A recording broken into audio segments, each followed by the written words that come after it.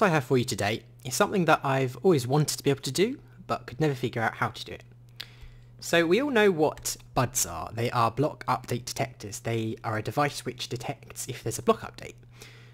So let me show you my device in action. So we're going to place this here, we're going to place some cobblestone here, and we're going to place some netherrack here. Now you'll notice that nothing has actually happened. And the reason nothing's happened is because this isn't any ordinary bud. This is an SBud, a specific block update detector.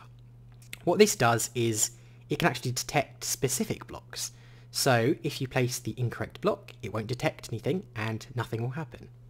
Now let me prove to you that it does actually work properly. So if we place the correct blocks, so iron here, gold here, and diamond here, we will notice that we now have a opened unit here where we can get our stuff, and that's all fine and dandy. So how does this work exactly? Well, credit to Traslander for actually figuring out this neat little trick the other day. I'll try not to go into too much detail because I don't want to steal his thunder, but basically the whole concept behind it is detecting the block with sand entities. So I'll try to explain how that works. So basically this bud switch here triggers this dispenser minecart thingy. So basically when this goes off, it will fire a sand entity at this location here. Okay. So the trick was that you can basically convert a pre-existing block, so such as gold, back into a falling sand entity. So falling sand is when it's falling.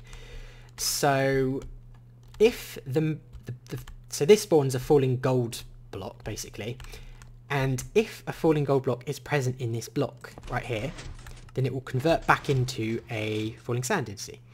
But if it, for example, I placed a incorrect block, so for example netherrack isn't the correct block here, it will spawn the falling iron entity, but because it's not the same block, it doesn't actually convert the netherrack back into falling sand entity. So the only way to convert it back into a falling sand entity is by placing the correct block.